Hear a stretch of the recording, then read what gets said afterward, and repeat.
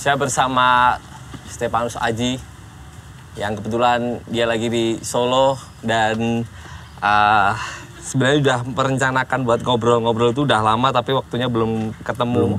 Belum pas. Pernah IG live ya? IG live waktu itu waktu pandemi-pandemi banget. Ya. Mas Haji apa kabar Mas? Puji Tuhan sehat. Pangestunya. Ya.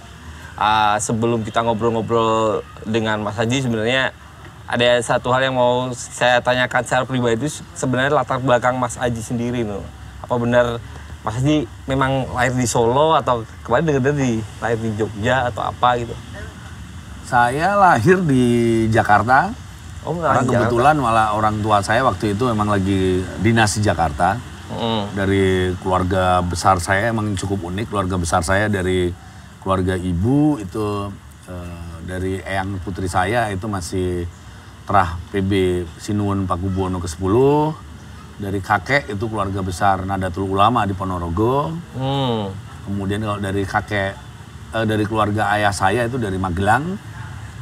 Tapi kemudian mereka tinggal di Solo lama, kemudian pindah ke Jakarta. Oke ya, apa? Oke, keluarga gue mau sidik, kamu sakit. Tapi aku sekarang yatim piatu. Oke. Nah, jadi kamu harus nyumbang saya yatim piatu. Saya juga. Kan? Kamu lebih duluan saya mungkin ya. Enggak lah, duluan saya dari dulu. Ada yang mau gabung?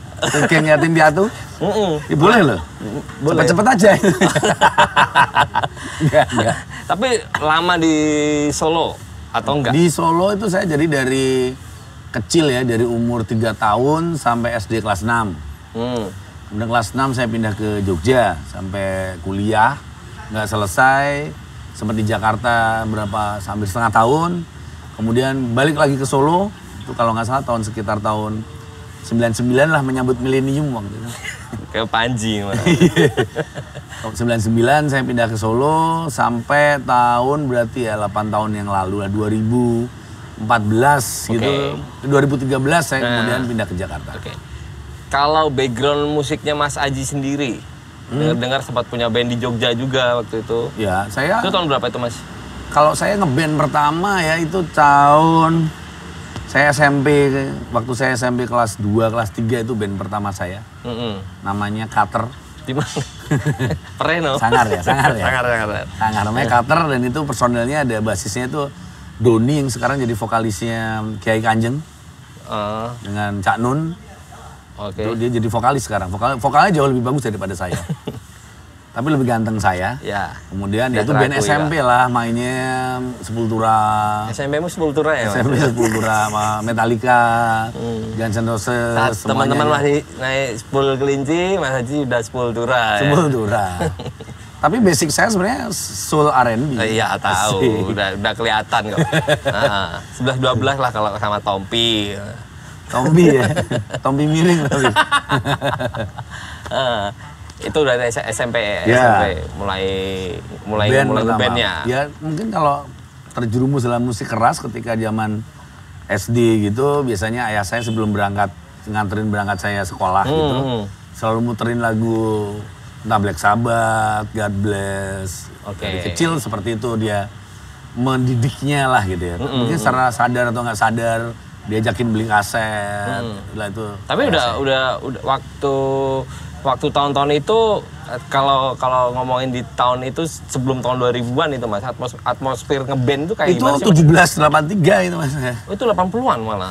Ya, 80-an itu. 80-an ya. Itu atmosfernya gimana Mas? Maksudnya ngeband udah memang sekedar hobi saat itu atau memang udah... band saya pertama. Band saya pertama 90-an ya. 90-an itu berarti ya dulu band itu banyak, studio band tuh banyak. Saya zaman SMP, saya dari... Itu udah di Solo belum? Di Jogja waktu itu. Jogja. Ya, karena SD kelas 6 saya pindah Jogja. Di sana itu atmosfer ngeband karena banyak tetangga-tetangga di kampung saya di situ, di daerah Gunung Ketur Pakualaman itu banyak yang punya band. Ada Mas Andre Fransi, itu dulu bandnya Traktors, kemudian dia jadi gitarisnya Power Slave, sama jadi gitarnya Mahadewa. Di belakang rumah itu ada keyboardisnya Casanova, salah satu jebolan Festival Rock Celebur. Jadi banyak musisi di kampung itu. Jadi itu kayaknya juga membuat saya mungkin ya lihat tetangga-tetangganya, wah ngeband nih keren kayaknya. Sama kemarin malam juga sempat cerita sama Mas Adi Gembel itu kan di ujung Berung itu kayaknya satu kampung semuanya hampir semuanya di situ memang embrio musik kerasnya udah ada dari zaman itu. Meskipun cita-cita saya dulu sebenarnya nggak pengen jadi main bola saya cita-cita saya. Tapi ternyata kayaknya saya tuh seneng main bola, kepikir wah bisa begini ternyata kemampuannya nggak ada. Saya pengen kayak saya nyendang nih bakal bisa tendangan pisang, ternyata itu malah tendangan tahu susur. Jadi nggak bisa, kayak nggak mampu. Akhirnya ya. Kalau di Solo sendiri Mas Haji dari tahun berapa berarti Mas? Itu mulai aktif ya, 99 itulah 99. saya. 2000-an saya kembali ke Solo. Itu udah Down for Life belum? Belum. Saya kemudian di Solo kebetulan waktu di Jogja saya punya band Sabotage yang terakhir, band hardcore gitu. Kemudian waktu itu sudah sering kalau pulang ke Solo saya bermain dengan teman-teman serwi dari Boot Boys waktu itu karena ada saudara saya Wendy, sepupu saya yang kebetulan memang nongkrongnya di situ. Ya, Mas Wendy. Mas Wendy, jagoan gitu ya. Jagoan tapi kalau di keluarga nggak jagoan dia. itu Mas Wendy itu apanya Mas Haji berarti? Itu anaknya Pak D saya. Sepupu ya itu? Iya, sepupu. Nah, kemudian ketemu di Solo ada komunitas yang suka hardcore punk waktu itu belum ada hardcore kan. Saya kemudian pulang ke rumah. Belum ada ya CAC ya? Belum ada.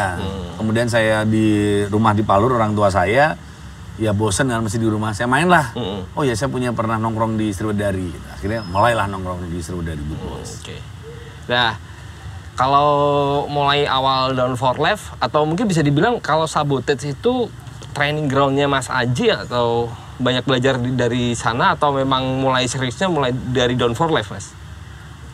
Saya dari dulu kayaknya nggak pernah berpikir ketika ngeband tuh selalu berpikirnya ya serius ya, mimpinya serius ya. Meskipun mengerjakannya mungkin ternyata ya mungkin di masa itu cukup serius ya. Di masa bagi saya ya. Ketika saya ngeband SMP juga serius, latihan serius. Tapi ya kayak begitu latihannya, itu sesuai kapasitas saya aja. Kemudian ya karena emang seneng aja kan Mas. Jadi nggak berpikirnya wah saya manggung aja udah seneng cuma dulu gitu. Iya benar-benar. Kemudian Down for Life terbentuk tahun 99 itu. Akhir 99 di Sriwedari. Waktu itu karena masih banyak punk, jadi anak tirinya adalah skinhead, kemudian hardcore tuh lebih anak tiri lagi tuh. Itu anak haramnya lah gitu loh. Dimusuhin lah, apa-apaan hardcore karena sangat berbeda kan. Skinhead aja dulu dianggap anak tiri gitu. Hardcore tuh anak haram di situ. Dan tapi di situ yang membentuk mental kami semua karena di situ kemudian saya ajak bikin band hardcore itu rencana sama Aceng waktu itu drummernya Underdog. Ketika Aceng kayaknya lebih seneng dengan hardcore, beberapa personel Underdog lainnya kayak sebel, kamu ngapain main hardcore, nggak punk gitu. Ya biasalah friksi ajaib seperti itu. Tapi kemudian ya ajakin beberapa personel lain, ada Jojo, Imam juga, akhirnya terbentuklah Down for Life. Down for Life. Ya. 99 itu. Akhir 99 dan manggung pertama itu 2000. Katanya ada sempat artikel yang aku ngebaca bahwa Jojo pernah bilang Down for Life itu ada karena pengen main di Malang. Iya. Jadi karena waktu itu kan ketika lagi giat-giatnya tentang hardcore tuh lagi tumbuh cukup ya di beberapa kota lainnya kayak di Jakarta, Bandung, Jogja mungkin lebih duluan ya. Karena waktu itu era informasi juga belum semasif sekarang, belum semudah didapatkan sekarang. Jadi di Solo itu lagi mulai berkembang hardcore. Jadi selain Down for Life dulu ada Apothec Core, ada Heart of Truth. Heart of Truth, Heart of Truth.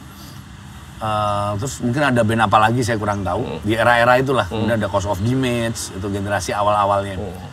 Oke nih waktu itu skena hardcore itu ada, kalau main di Jogja lebih gampang. Ini Jakarta, Bandung, kemudian Malang. Malang itu di skena hardcore dan skena musik keras waktu itu emang sangat diperhitungkan kota Malang. Apalagi hardcore-nya itu, hardcore-nya Malang itu ketika Bandung, Jakarta masih old school dengan new school dan European hardcore, model-model rilisan Lost and Found, Jakarta di Jakarta ada rilisan Victor Record, Revelation gitu. Malang itu udah band-band evil core, metalcore itu pertama di Malang. Dan itu ada rilisan dari geng-gengnya HAL 8000 sebutnya dulu. Labelnya dulu ada Good Life Recording. Itu ada wacana baru lagi kan. Tiba ada band black metal yang dipanggil Mas. Ada panggilan pacarmu itu mungkin? Bukan. Anu ya, fansmu? Ya mungkin ya itu. Asik. Ya. Kalau enggak BRI paling. Tagihan ya? Senin kan, nah itu biasa. Terus? Jadi kita kiblatnya lebih ke Malang nih. Gitu. Meskipun waktu itu sih Down for Life awal tuh lebih ke European hardcore, model-model Backfire, Only Attitude Count gitu. Iya, aku juga ngerasa transisi perpindahan musik Down for Life tuh kerasa banget sih Mas sebenarnya dari awal. Kalau album pertama Simfoni Kebisingan Babin Raka, Change ada di situ itu Mas. Change ada di situ. Itu masih kelihatan metalik hardcore-nya lah gitu. Iya. Tapi itu kayak bagian dari yang harus kami alami seperti itu gitu. Benar. Awalnya emang kami lebih ke hardcore seperti itu, kemudian Hatebreed, kemudian yang seneng hardcore, groove hardcore gitu. Kemudian masuklah Pak Dodi dengan jiwa metalnya kayak pada zamannya Pak Dodi. Pak Dodi pada zamannya itu ngeri lah gitu. Sampai sekarang masih ngeri juga kan. Iya. Nah kemudian nih banyak memasukkan elemen-elemen metalnya lebih kental lagi. Waktu itu ada lebih ke All Out War. Jadi ke band-band metalik hardcore-nya itu jadi makin kental dan makin bablas makin kesini. Ya. Mas Haji, bicara solo, bicara Down for Life, bicara Mas Stepanus Aji sendiri, kita langsung orang langsung ke mindset tentang Rockin Solo gitu Mas. Nah ngomong itu jauh sebelum Rockin Solo hari ini, kita tarik ke belakang tahun 2004. Ya. Rockin Solo Road to Euro seperti itu. Apa yang akhirnya membuat Mas Haji membuat itu saat itu Mas? Sebenarnya ketika saya bikin Down for Life bareng Aceng dan Jojo, kemudian kami berpikir ini nih kita di Solo itu masih semua event-event musik keras tuh misalnya di kampus, digelar dengan gedung serbaguna kampus, kalau nggak acara di gedung serbaguna kelurahan, dengan sound yang ya begitulah, dengan pengorganisasian acara yang tidak jelas, dan kemudian underground memang benar-benar underground gitu, dalam artian yang dinikmati oleh underground gitu, bukan kami kemudian berpikir, dan waktu itu di underground banyak friksi-friksi kan, gimana metal, yang death metalnya dengan punk bagaimana, gitu, semuanya masih bergejolak dengan darah mudanya. Nah, kemudian saya waktu itu ada dengan Mas Erdo, itu ada Mas Erdo juga, ada Bias yang masih tersisa di Rockin Solo kali ini. Kami akhirnya kayak berkumpul, teman-teman ini yang senang musik keras ini berkumpul ya. Saya akhirnya punya teman-teman akhirnya ada saling berjejaring kan di Solo siapa aja. Kemudian yang satu sepemikiran gitu, kita berpikir kayaknya kita harus bikin sesuatu nih. Harus ada gebrakan yang nggak pernah dibikin oleh era-era sebelumnya. Bukan berarti era sebelumnya kita berpikir pasif ya? Pasif nggak, mereka juga mengerjakan, tapi mungkin ya bagi mereka emang seperti itu sudah. Tapi berpikir kami harus melakukan sesuatu yang lebih revolusioner, sesuatu yang lebih bisa kemudian orang akan melihat ini loh, ini skena musik keras di Solo, underground itu sebenarnya seperti ini gitu. Ketika pertama kali waktu itu saya masih membantu ada sebuah event organizer namanya Sengat. Saya dan Mas Dur kita bikin acara ini, bosnya pun emang laku acara ini. Kemudian ke kantor, coba deh proposalnya, cari sponsor. Ke rokok pun ini memang ada penggemarnya musik kayak gini. Kalau ini coba, waktu itu Pak bintang tamunya Solo Slang gimana? Enggak, kami nggak mau. Kami pengennya adalah band-band yang membawakan mayoritas lagu sendiri. Dol Tengkorak, Seringai, Brandaus. Waktu itu pun kita nawarinnya ada Tengkorak. Kenapa ini? Iya lah. Berandal ada sering di MTV waktu itu, Seringai. Mereka nggak tahu kan, tapi coba aja ke kantor polisi. Wah, ini acara Mas, rock. Rusuh ini Mas. Mau acara dangdut, acara pop aja berantem. Waktu itu setiap acara di Solo selalu berantem. Oke, ya ingat juga. Apapun tuh, kalau nggak berantem lempar sendal lah, lempar botol lah, seperti itulah. Kemudian kita, waktu itu Gor Manahan adalah kayak gedung yang wah bisa manggung di Gor Manahan tuh paling ganteng lah gitu. Keren gitu. Oke, kita harus bikin mana? Gor Manahan. Karena sebelumnya acara musik keras underground tuh cuma di kampus Unisri, kampus mana, kapasitas 300 sound itu harus kita kemas bagus. Wah, resistensi banyak. Pasti ya? Ya dari pihak polisi aja yakin nggak rusuh. Jaminannya apa? Kalau sampai rusuh, kamu yang ditangkap ya. Jaminan mereka karena ini di Manahan Mas. Ini pusat kota. Semua ya mereka pasti ya saya wajar sih ketakutan mereka setelah lihat track record kalau tiap acara di Solo seperti itu kan. Oke Pak, ini bisa. Kita bikin waktu itu. Dan itu pun resistensi dari teman-teman. Waktu itu misalnya teman-teman Pak nganggap, ini nggak bisa, ini bukan sponsor DIY epic gitu kan. Bukan DIY lagi, nggak underground lagi nih. Ada di teman-teman yang death metal pun, yang underground itu ini mainstream lah gitu. Tapi kita, apapun itu terserah lah. Yang penting kita tetap jalankan dan itu sukses waktu itu tiket 2000 tuh sold out. Ya, itu mengejutkan bagi sponsor dan polisi pun selesai acara itu nggak ada kerusuhan yang ditakutkan mereka. Jadi saya masih ingat waktu itu koran di Solo waktu itu Solo Post itu nulis konser musik keras, musik underground apa yang dibahas bukan tapi tanpa kerusuhan sukses tanpa kerusuhan. Ya bagi kami itu juga sebuah prestasi juga, makanya kami bisa membuktikan itu kan. Tapi serangan dari friksi ataupun dari teman-teman ada pasti ya. Dianggapnya wah ini mulai sell out gitu. Tapi ya Mas Haji sendiri tahun itu menanggapi hal seperti itu apa yang Mas Haji pikir? Meresistensi balik kah atau defense? Kalau saya berpikirnya udahlah biarin aja gitu.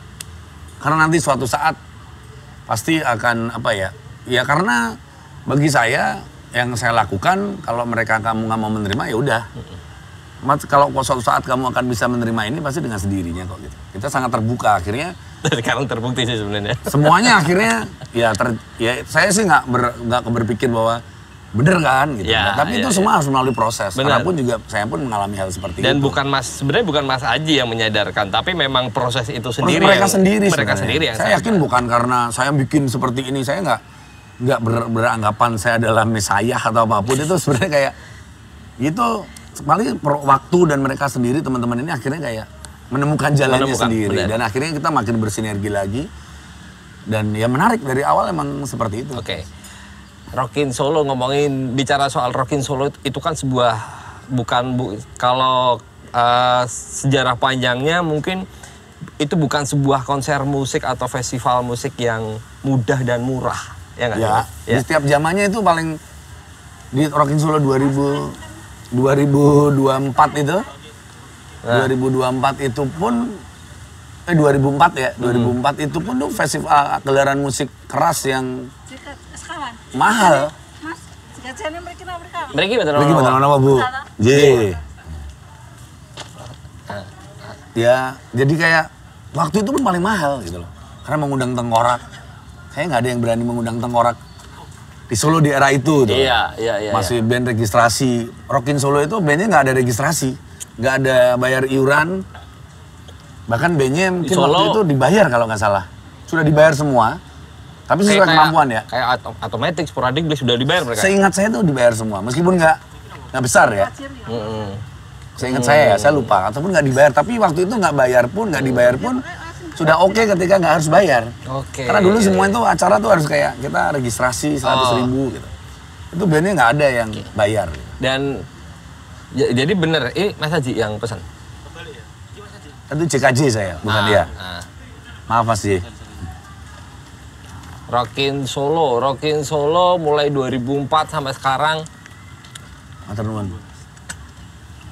Apa Mas Haji yang bisa dibilang hal terberat yang Mas Haji temukan saat itu? Mungkin kalau ngomongin hal terberat di setiap periodenya pasti ada kan Mas? Ya. Pasti ada. Cuman skala yang mungkin menurut Mas Haji asui kok ngene lah. Sebenarnya adalah ada di titik mana? Ada beberapa hal ketika yang pertama bikin. Kemudian ini diulang lagi berarti enggak? Ketika itu pertama kali bikin ada resistensi dari teman-teman di skena itu. Kadang itu juga kayak asamnya kenapa sih kami harus mendapat perlawanan dari teman-teman sendiri ya. Tapi kemudian saya berpikir ya saya nggak bisa memaksakan orang harus sependapat dengan kami kan. Ketika kami bilang kebebasan, kami juga nggak bisa memaksa orang harus mengamini pendapat kami. Jadi ya udah makin lama saya makin ya terserah. Kami sih akan membuka diri, kami di Rockin Solo sangat membuka diri dengan apapun. Tapi kami pasti punya punya peraturan-peraturan sendiri, punya kurasi-kurasi sendiri untuk hal apapun di situ. Kemudian yang paling berat juga ketika Rockin Solo kan pasti mengalami banyak hal dari masalah finansial apapun ya. Namanya finansial itu pasti akan selalu sial ya. Ketika kemudian kami memutuskan misalnya paling sedih ada ketika dari tim di Rockin Solo kemudian kami berbeda pendapat, kemudian ada teman yang kemudian memutuskan misalnya hengkang gitu. Itu tuh hal yang terberat kalau bagi saya sebenarnya kayak kayak kehilangan teman ini. Kalau hutang berupa finansial gitu bagi saya sih semua masih bisa dicari, bisa diatur. Ketika kehilangan teman yang seperjuangan gitu. Kayak Bolly itu pernah memutuskan mundur dari Rockin Solo. Bagi saya itu cukup berat waktu itu. Tapi saya berpikir dia pasti akan kembali lagi.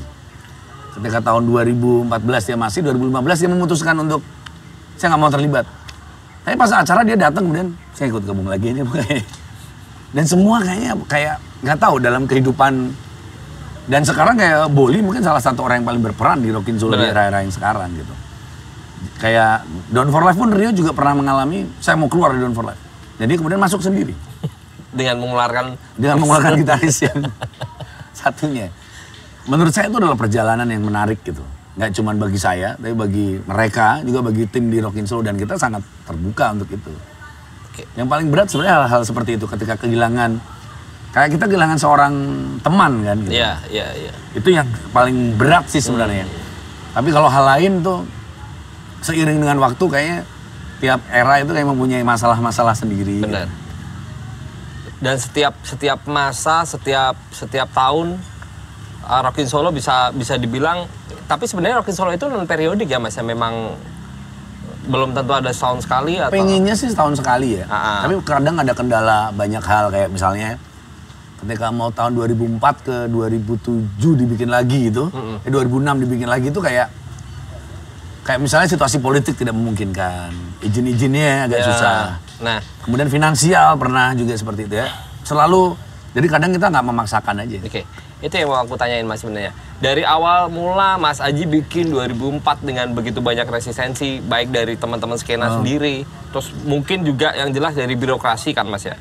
Birokrasi yang cukup Mas Aji menerobos batasan itu sendiri itu. Sampai akhirnya Rockin Solo menjadi sesuatu yang dinantikan bahkan dari orang-orang yang dulu meresistensi Rockin Solo itu sendiri. Mas Haji gimana tanggapannya tentang itu? Mungkin birokrasi sekarang apa tetap ketika Mas Haji bikin Rockin Solo di 2012, 2013 itu masih menemukan kendala-kendala seperti yang awal-awal nggak sih Mas?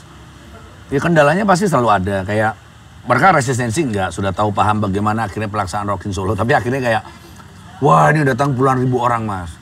Ini ada artis internasional, jadi pasti butuh pengamanan lebih banyak.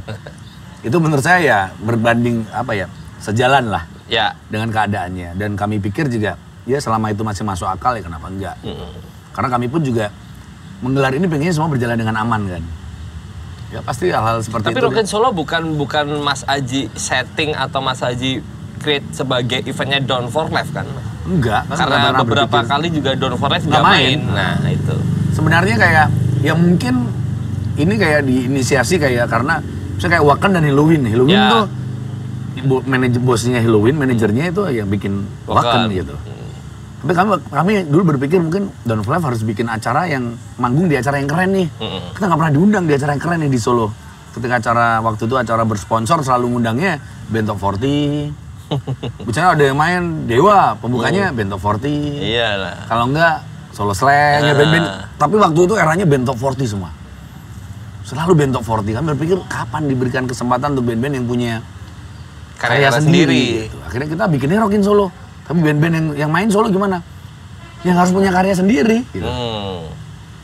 Oke. Dan Rockin Solo 2015 akhirnya berhenti di situ Mas. Iya. Ya. Ada alasan khususkah? Ada alasan apa ketika Rockin Solo saat itu harus berhenti? Kayak memang waktunya memang saat itu kami harus beristirahat lah gitu. Ketika tahun 2014 kami kemudian bekerja sama dengan Revision yang membuat Hammer Sonic. Ada kamu bantu secara finansial. Kerja sama aja banyak orang bilang itu jual, kami nggak pernah merasa itu jual. Banyak orang bilang wah Rockin Solo dibeli Hammer Sonic gitu. Itu menurut saya tanggapan yang salah. Kalau itu dijual, kami pasti dapat uang kan. Kami nggak dapat uang sepeser pun dari itu. Kemudian kami masih punya hutang-hutang tanggungan Rockin Solo. Itu masih menjadi tanggung jawab kami. Bukan tanggung jawab Revision. Kalau kami jual ke Revision gitu. Jadi sebenarnya yang tepat adalah kami bekerja sama dengan Revision untuk per event. Karena yang exposure yang ada di luar Rockin Solo dijual. Iya itu kan ya bahasa orang mungkin yang paling gampang kan. Ketika dibiayai berarti dibeli ya gitu kan. Kami nggak pernah menjual. Kalau dijual, kami pasti akan dapat uang kan. Saya kamu jual rumah gitu, kamu pasti akan dapat uang dari hasil penjualan rumah itu. Oh, tanya misalnya untuk apa? Untuk bayar utang gitu. Enggak. Utang Rockin Solo masih menjadi tanggungan kami waktu itu. Nah, kemudian tahun 2015 masih dengan revision, tapi kemudian mulai terjadi perbedaan visi dan misi lah bahasanya. Kami kayak merasa semangatnya udah agak berbeda ini dengan revision gitu. Bukan berarti mereka salah, saya nggak pernah menganggap seperti itu, tapi mereka mungkin memang melihat dari sisi industri dan mungkin kaminya yang belum siap. Oke. Saya sih melihatnya bukan menyalahkan revisionnya, tapi sebenarnya mungkin kaminya yang belum siap berpikir secara industri seperti yang dihadapkan oleh revision. Akhirnya beberapa kali kita udah nyiapin 2016, tapi kayaknya nggak cocok nih, akhirnya nggak terjadi sampai berikutnya. Kemudian revision lebih sibuk dengan Hammersonicnya, kemudian dengan beberapa acara. Kemudian saya berpikir Rockin Solo ini harus, ketika kami bikin lagi, saya dan teman-teman bikin di Pesta Partai Barbar, kan di balik itu juga isinya orang-orang yang di Rockin Solo kan. Pesta Barbar yang 2019. Siwadari kan? Bukan, 2019 di Fastenberg. Oh, yang di Fastenberg. Tapi kan yang waktu di Siwadari itu kan masih udah ada, itu kan banyak, ya itu orang-orang Rockin Solo juga semua yang bikin kan. Tapi kemudian yang paling masif kan di 2019 kan, yang di Fastenberg. Nah dari situ kita berpikir, gimana kalau kita siapin Rockin Solo nih? Ayo, mulai berpikir nih. Oke, yang pertama saya pikirkan, saya harus siapkan legalnya. Secara fakta Rockin Solo itu milik kami dan milik orang Solo kan. Tapi secara de jure, secara hukum, waktu terdaftar atas salah satu pemilik revision. Karena didaftarin oleh mereka kan. Karena waktu itu saya jujur karena kita nggak pernah peduli tentang Haki. Kamu udah daftarin MCPR ke Haki? Belum kan? Karena kita nggak pernah berpikir seperti itu kan dulu. Mana kita berpikir punya band akan seperti ini gitu kan. Nah kemudian didaftarkan oleh mereka dengan waktu itu cuman pertimbangannya nih kalau ada yang bajak merchandise biar kita bisa mempermasalahkan. Segampang itu aja. Dan kami mungkin senaif itu aja. Kemudian saya cek, kemudian saya hubungi orang yang mempunyai terdaftar itu, saya minta gimana kalau Rockin Solo kami minta dia jual. Lah itu hak kalian. Kalau kamu minta saya akan kasih. Semudah itu ya Mas ya berarti? Iya, dia silakan itu hak kalian. Tapi kalian urus secara legalitasnya. Kamu bikin surat kuasa ke notaris, lawyer. Oke, saya kemudian hubungi lawyer, diurus oleh dia. Yang mempunyai hak ini kan dia yang punya nama Rockin Solo itu atas nama dia, dikasihkan ke kami lagi. Jadi per tahun ini, awal tahun itu sudah menjadi hak kami lagi. Berarti dari 2015 dong itu ya? 2015 Rockin Solo diurus secara legalitasnya ke dia. Tapi bukan atas nama perusahaan dia, atas nama pribadi. Kan? Iya. Atas nama pribadi. Dan kebetulan dia juga tidak keberatan karena dia emang nggak berkecimpung lagi di dunia ini. Dia kayak ya udah pakai aja. Silakan ambil. Bahkan ada nama festival yang lain mau kamu ambil, silakan. Enggak, hak kami cuma di Rockin Solo. Yang ini bukan hak kami.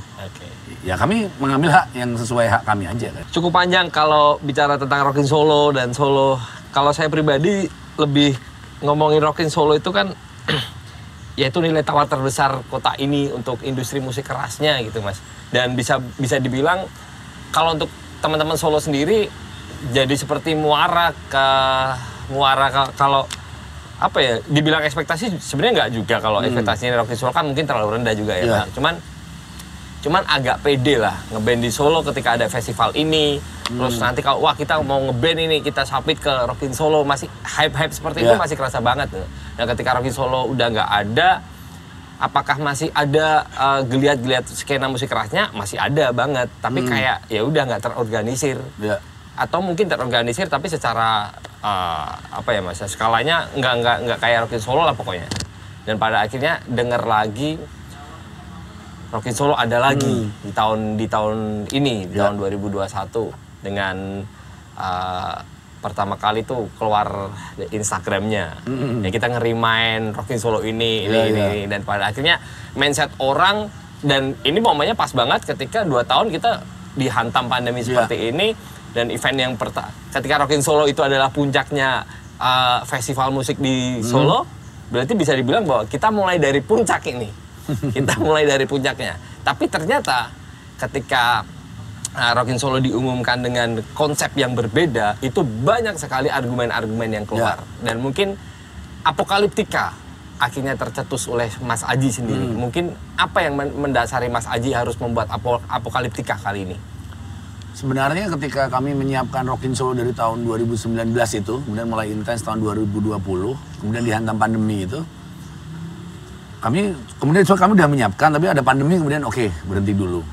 Tahun 2021 kami berpikir kayaknya harus ada nih. Kemudian Mas Gibran menghubungi saya, kemudian saya harus audiensi dengan Mas Gibran. Oke, kita ngobrol, dia bilang, Mas, Rockin Solo harus ada lagi nih. Oke, tapi kita harus menyesuaikan keadaannya yang ada. Oke, saya harus koordinasi dengan Satgas Covid. Saya ketemu melalui komunikasi karena saya di Jakarta, telepon dengan Pak Ahyani, kebetulan dia Sekda Kota Surakarta. Oke, regulasinya untuk sementara adalah seperti ini, Mas. Maksimal ada 500 orang. Gedungnya di mana, Mas? Pertama kita mau di Balikambang kan awalnya. Itu kapasitas 1000 itu berarti kalau di Balikambang maksimal 300 orang, Mas. Hanya boleh 30-40% dari kapasitas gedung. Oke, kemudian Mas Gibran, kita pindah Tirtonadi aja, Mas. Karena ini juga musim hujan gitu. Ya juga sih, oke kita pindah Tirtonadi. Dari Satgas Covid, oke ini tempat kapasitas 2.500 sampai 3.000. Berarti maksimal cuma 5.500 untuk penonton. Dan itu harus duduk, Mas. Tapi kita harus lihat dulu keadaannya, Mas. Itu dari berapa bulan lalu. Kemudian oke, kami menyiapkan plan A, B, C, D. A itu plannya adalah seperti festival seperti biasa. Oke, kita nggak apa-apa nih bikin masih tertutup di Tirtonadi. Tapi bandnya akan banyak, yang nonton bebas. Itu ketika kita berpikir idealnya.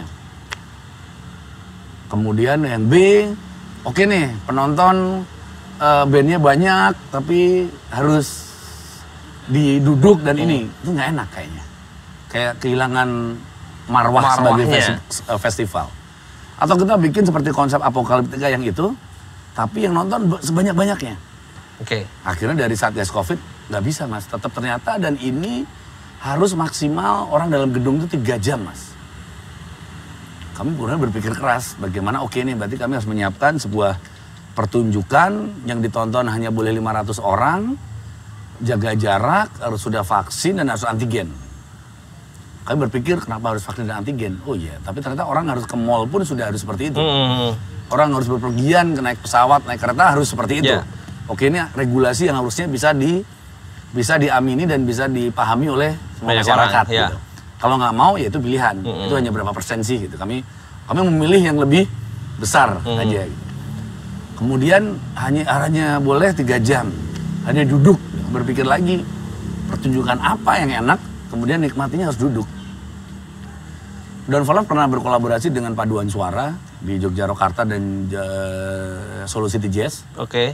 Kemudian dengan orkestra di mini album itu, mini orkestra dan yang di vinyl itu. Iya, di vinyl. Kemudian kami mikir, kalau orkestra lagi, Gergil udah pernah lakukan.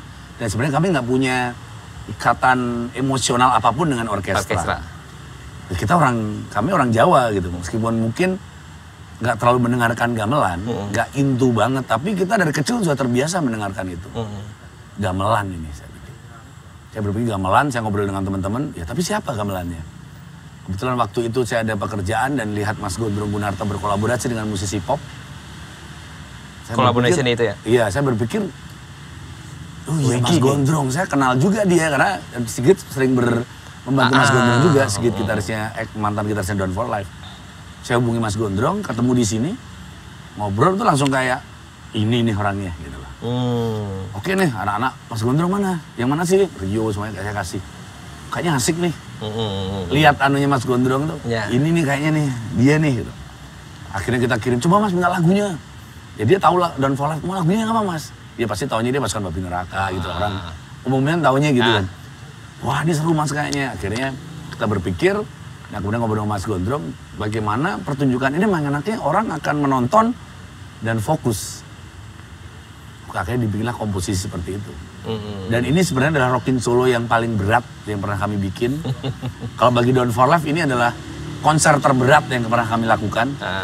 Bahkan lebih berat daripada kami main di final Wacken Metal Battle atau dimain di Wacken sekalipun. Oke. Karena bahkan sekalipun tuh kami latihan paling cuma 2-3 kali, latihan biasa, ngitung waktu gitu aja.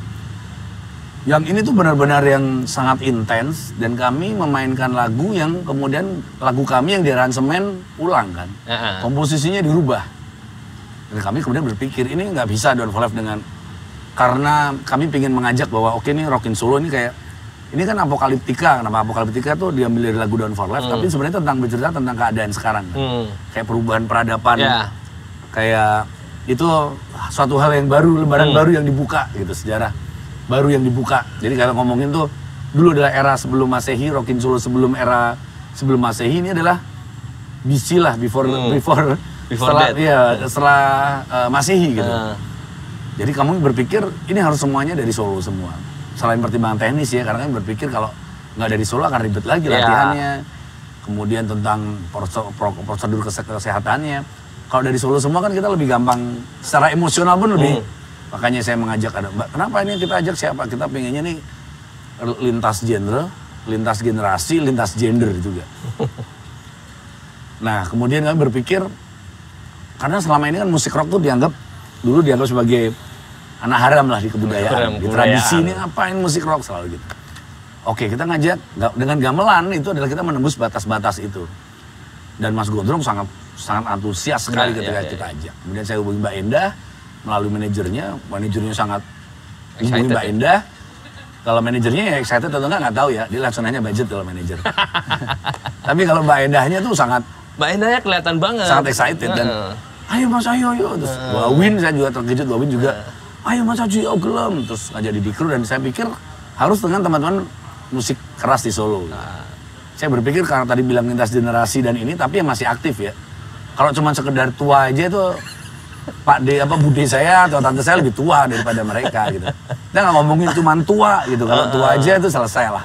Tapi yang mereka yang dari dulu konsisten di bidang ini dan masih berkarya. Saya pikir kemarin lihat Mas Jiwo masih sibuk dengan Jiwo Astra. Oh ini nih Mas Jiwo. Kemudian Pintus, kemudian bandnya bikin VCD meskipun bagi saya cukup aneh gitu kan. 2001 dia bikin VCD. Iya bikin VCD, saya masih, tapi bagi saya mereka tetap aktif gitu. Masih tetap aktif. bikin single juga. Ini nih, kemudian punk. Salah satu orang yang selalu saya ingat kalau ngomongin punk, bicara punk di Solo adalah salah satunya pasti ada Lius ya. Punk itu real punk lah itu. Dari brengsek-brengseknya dia, apapun, dia punk itu Lius gitu kan. Akhirnya saya hubungi Lius, kemudian Lius sangat antusias. Tapi jangan balangi botol lagi, balangi band lain-lain. Tapi emang berbeda, dia progresnya udah sangat berbeda. Kemudian Lius dia kalau saya bilang itu living legendnya punk di Solo itu. Bikin kaos dia, Road to Rockin' Solo. Iya. The Journey to Rockin' Solo. Lius gitu loh, ngomongin punk di kota Solo yang masih konsisten sampai sekarang salah satunya Lius. Ada Mami juga dari Barbershop. Tapi saya berpikirnya kenapa banyak orang, banyak ada juga lah. Di komunitas punk itu, band gua aja ngapain sih Lius gitu. Lalu bilang kami pengen Lius. Band kamu ya nanti suatu saat kami pengen Lius. Karena kami punya sejarah. Lius punya sejarah mendarat dengan Rockin' Solo juga kan. Tapi itu kemudian kayak itu yang bikin luar biasa gitu. Bahwa Rockin' Solo itu kayak sebenarnya kayak seluas itu gitu, kayak seterbuka itu Rockin' Solo. Kemudian saya hubungi Zulham juga. Tapi nggak tahu kendala apa, susah dihubungi. Ya tahu lah pasti susah dihubungi. Dia hubungi saya balik berapa minggu kemudian. Tapi udah keluar itu, udah Mas Haji udah announce semua dia. Gimana Bung, ada apa? Ham gitu. Kamu dihubungi susah banget. Iya nih Bung, biasa. Ya udahlah, next aja lah. Saya kemudian mikir ajak kamu. MCPR nih band yang cukup aktif dengan beberapa pergerakannya apapun yang dilakukannya cukup aktif. Kemudian untuk metal saya cuma terlintas nama Paranoid Despair. Satu-satunya band yang masih aktif juga, yang aktif dan sangat cukup serius dan ini bagi saya salah satu band death metal yang paling oke di Solo. Saya sedih juga hardcore-nya siapa yang nggak ada lagi setelah itu jadi pertanyaan Mas. Nggak, KMC Ronan nggak ada lagi kan. Kemudian masih ada tapi nggak jelas. Nggak jelas lah. Mereka masih ada konflik internal dan itu saya nggak mau terlibat dalam. Iya. Harusnya kan ada Budi of Love nggak mau nyanyi lagi, dia lebih sibuk thrifting. Jadi ya Budi of Love Usil udah jadi komentator handal sekarang Facebook. Di Facebook kan, nggak ada dulu ya. Ya tapi nggak ada lagi sih sebenarnya nggak ada. Akhirnya saya pikir Lius itu sebenarnya adalah hardcore juga. Dia dulu di Apotekor. Dan sebenarnya udah nggak ada perlu batasan itu Iya. kan. Oke, saya pikir yang paling pas adalah semua inilah orang-orang ini udah terlibat. ini komposisinya udah bener ini. Iya. Ada Pak Didi Kro juga kita ajak yang musisi. Kalau cari drummer lagi pasti akan susah lagi kan. Paling gampang gitar ini nambah satu dan Jojo kita ajak lagi. Karena Jojo itu posisinya nggak pernah keluar dari Down for Life. Dia CEO jadi nggak bisa pernah dikeluarkan. Nggak bisa dikeluarkan juga dia. Oke, ada satu hal yang menarik Mas ketika Apokaliptika di sini. Proses latihan yang cukup panjang, saya banyak ketemu dengan itu. Akhirnya Rockin Solo bukan menjadi sebuah konser musik keras lagi, tapi ini sudah menjadi perayaan kesenian untuk teman-teman di Solo sendiri, pelaku keseniannya gitu. Ada satu momen yang menarik ketika waktu briefing, kenapa Mas Aji sempat menangis waktu itu? Apa yang membuat di acara ya? Saya lebih nangisnya bukan sedih gitu. Saya sangat bahagia di situ, kayak dalam artian Rockin Solo tuh bisa, yang kami bangun dari tahun 2004 sempat terhenti, kemudian di keadaan seperti ini kita bisa bikin lagi bersama-sama, bahkan mungkin yang dulu ada batas antara modern dan tradisi ini tuh bisa kita lebur di situ tanpa harus dengan wacana diskusi. Kan itu kita nggak ada pernah diskusi apapun kan. Dan porsinya juga pas ya Mas, maksudnya nggak nempel gitu loh maksudnya.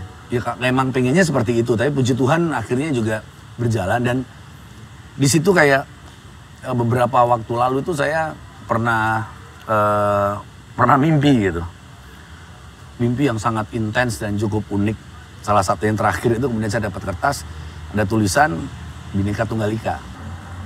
Ada tulisan, saya dipesenin, sebenarnya yang pesan bukan ada seorang gitu. Saya mimpi tentang beliau ini berkali-kali gitu. Kemudian dalam satu saat kemudian ada teman saya, nanti kayaknya beliau ini akan datang. Di mimpi, belum tentu, saya takut waktu itu. Kemudian saya ketiduran, di mimpi saya ketemu Pak Peng nih, Pak Peng. Yang ngasih saya, Bung, gue piye toh? Bapak pengen ketemu, gue rawani, dia Pak, ini ada pesen ke Bapak kertas putih gitu. Kemudian itu saya buka, tulisannya Bhinneka Tunggal Ika. Ya tentang itu bahwa Bhinneka Tunggal Ika, dan sebenarnya ketika kemarin kita berproses bersama, yang kejadian kita lihat konsep dari Journey of Rockin Solo Apokaliptika itu kan Bhinneka Tunggal Ika terjadi di situ. Dalam bentuk yang real gitu. Kayak budaya tradisi dan modern dari semua genre. Di genre musik rock yang ketika tahun 2004 itu, dari musik ekstrim tahun 2004 itu saling mungkin meresistensi. Tapi kemudian di tahun itu bisa bersinergi bersama, nggak cuma main bareng loh itu. Iya. Bersinergi bersama, berbagi energi bersama. Kemudian ada tari juga yang nggak pernah itu ngomongin gender gitu. Iya. Ngomongin gender di situ ada perempuan juga, ada laki-laki. Bahkan kita ketika berkesenian kita nggak pernah berhubungan dengan gender. Bener. Ketika di kehidupan lain agama selalu ini ada gender ini. Bahkan ini gay atau apa.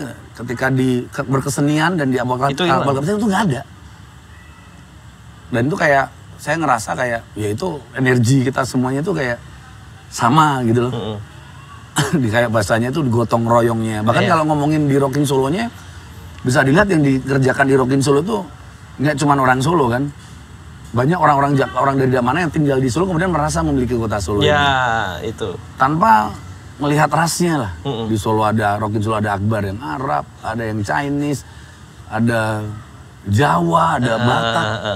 Itu tuh kayak sudah nggak penting lagi gitu. Dan semuanya itu kalau aku ngelihat prosesnya mulai dari workshop awal sampai manggung sampai kemarin after party, itu semuanya tuh kayak masih semangatnya itu masih sama Mas. Semangatnya masih sama, dan saya sempat ngobrol personal ke personalnya itu kayak niki kabeh iki nglakoni ini nganggo hati kabeh Mas. Jadi bukan hanya sekedar kita main di event gede nih atau kita main Rockin Solo. Jadi justru Rockin Solonya itu udah hilang. Nama Rockin Solo hilang. Ini benar-benar pesta kesenian orang Solo. Apokaliptika. Cuman entitasnya naungi Rockin Solo gitu. Bener. Tapi kemudian emang kepikirannya kemudian emang kami tuh pingin Rockin Solo ini sebenarnya kayak Mas Gibran bilang, ngundang Mas setelah kami survei dan ngobrol. Festival yang paling ditunggu rakyat itu masyarakat Solo itu Rockin Solo. Dan saya anehnya yang bilang begitu tuh pedagang Mas, yang bukan anak muda, bukan anak metal. Kenapa Bu Rockin Solo gitu? Kalau pas Rockin Solo tuh ramai Mas kotanya. Ya. banyak orang dari mana-mana datang jajan gitu. Dan Mas Gibrannya berpikir, iya ya, ini festival yang sudah dimiliki oleh masyarakat, gitu. Harus dibikin. Makanya dia bilang kan kemarin, ya jangan sampai nggak ada nih jati dirinya Solo gitu kan. Solo tuh, Rockin Solo tuh bukan kemarin saya nggak terharunya itu kayak semuanya di situ tuh kayak memiliki Rockin Solo jadinya. Nggak cuman saya gitu. Jadi bahkan saya masih terngiang-ngiang terus ada berapa hari gini. Masih ngeliat YouTube. Saya masih sedih latihannya selesai. Ya. Iya kan. Kita kangen bagaimana proses pagi apa gitu. Sangat menikmati detil-detil per prosesnya gitu. Dan itu berprogresnya kan menarik kan, kita dari kutub yang berbeda-beda kan itu. Dan itu kita nggak pernah membicarakan, ayo kita mendiskusikan, kita brainstorming ataupun kita FGD untuk membahas kota Solo gitu ya. Iya, nge-flow aja ya semuanya. Karena emang harus dilakukan itu. Itu benar. Bukan diwacanakan, tapi harus dilakukan dalam bentuk yang real gitu. Benar. Dan sesuai dengan visinya kan kita pengen bangun kota Solo yang modern, tapi tanpa kehilangan akar budayanya. Kan? Akar budaya leluhur, akar budaya tradisinya selalu ada. Dan itu terjadi di Apokaliptika. Di Apokaliptika kemarin. Semuanya dari apapun kayak bagaimana Pintus manggung black metal habis itu turun gitu. Meskipun saya bercandain itu, tapi ya itulah Solo gitu loh. Iya. Saya pengen menjadi metalhead yang orang Jawa, orang Solo. Tapi saya orang Jawa yang metalhead itu juga. Nggak kemudian saya pengen jadi sok ke barat-baratan, nggak pengen gitu juga. Dan kamu pun juga bagaimana sesangar-sangarnya Lius Pang itu pun masih aku saya ngeterki bojoku saya gitu. Itu mungkin kalau nama Sid Vicious dulu masih di apaan kamu gitu kan. Tapi itulah pangnya Solo gitu. Ya. Oke, menarik banget sih sebenarnya. Mas Haji, ini terakhir ya. Karena udah menjelang maghrib. Apa yang Mas Aji lihat dan apa yang Mas Aji ingin sampaikan untuk kota ini sebenarnya dari segala lini, dan terutama untuk skena ataupun industri musik kerasnya, apa yang harus kita benahi? Ini perspektif aja sebenarnya, bukan berusaha untuk menggurui karena posisi Mas Aji sekarang, tapi memang kita pengen adalah perspektif dari Mas Aji mungkin yang lebih. Mas Haji lebih dulu atau mungkin lebih aktif. Lebih tua. Ya tadi lebih banyak, kalau lebih tua mungkin saya interview Mas Pintus sih. Tapi untuk Mas Haji yang mungkin lebih aktif di industri musik keras hari ini, apa yang perlu Solo benahi, Mas? Ya tetaplah menjadi orang Solo gitu. Tetaplah menjadi metalhead, misalnya musik keras nih ya. Tetaplah menjadi metalhead yang orang Solo gitu. Beberapa waktu lalu itu saya kontemplasi gitu, meditasi. Kemudian saya mendapatkan pesan lah gitu ya. Pesannya sangat sederhana, Mas. Kamu pasti pernah dengar juga. Dadiya wong sing prasaja. Waskita lan eling sangkan paraning dumadi. Jadi jadilah orang yang sederhana, selalu waspada. Selalu waspada itu dalam artian kita harus selalu mengikuti perkembangan zaman juga, nggak boleh terlena. Sederhana itu dalam artian saya melihatnya kayak kamu ingatlah jadi orang yang harus bisa rumongso. Jangan rumongso bisa rumongso. Kamu harus percaya diri, tapi harus tahu diri sesuai kapasitasmu, sesuai tugasmu. Kemudian eling sangkan parani dumadi itu kamu harus selalu ingat dari mana kamu berasal. Siapa yang menciptakan kamu dan apa tugas kamu di dunia ini gitu. Kayak misalnya di Rockin Solo gitu. Tugas kamu memang bagian tiketing. Tugas kamu ngurusin bagian makanan. Tapi bukan berarti peran kamu itu kecil dibanding project officer atau itu. Semuanya punya tugas. Kalau nggak ada satu nggak bergerak. Nah, saya lihat kemarin pun juga begitu kan di Apokaliptika kita sama semua penampilnya kan seperti itu. Bagaimana kamu Mas Albi juga memaksimalkan porsi kamu di sini. Kamu bisa memaksimalkan itu. Mbak Endah juga seperti itu. Mbak Endah bisa menurunkan egonya, kemudian dia menjadi seorang lady rocker seperti tajanya Nightwish kan. Di part itu kan dia nggak keroncong, tapi seorang penyanyi yang saya pikir harusnya itu band-band simfonik metal Indonesia tuh ngajakin Mbak Endah gitu. Begini seharusnya vokalis simfonik metal nyanyi gitu, bukan kemudian dibikin seriusan gitu. Dengan powerfulnya, Wawin bagaimana dia seperti itu kan kayak sesuai porsinya semua kan. Jadi sih tadi saya jadilah tetap percaya diri, tapi dia tahu diri, tetap mengikuti perkembangan zaman, jangan berpuas diri juga. Dan tetap menjadi, kalau kamu orang Solo ataupun merasa menjadi wong Solo ya, karena bisa jadi kalian dari mana aja tapi tinggal di Solo, tetaplah menjadi metalhead yang wong Solo dan wong Solo yang metalhead kalau buat metalhead. Yeah. Yang punk jadilah punker yang wong Solo dan wong Solo yang punker gitu. Gitu bener, sih. Bener. Mas Haji banyak banget ya sebenarnya. Aku sebenarnya pengen banget sih sebenarnya banyak banget yang mau aku tanyain tapi ya mungkin next time ya. Halo, gara-gara baterainya habis. Antara baterai habis sama ini nggak ada flash mas. Nah, jadi kan gitu. Dan itu terlihat muka kan wis gilang-gilang. Gilang-gilang jam yang ora banget lah sebenarnya. Tapi terima kasih banyak Mas Haji. Sama Mas Albi. Semoga tetap sukses terus lah pokoknya segala apa yang Mas Haji sehat-sehat terus ya Mas ya. Yeah. Terima kasih banyak dan sudah menyaksikan podcast bareng Mas Stefanus Haji. Sampai jumpa di edisi berikutnya. Panjang umur terus mahal baik.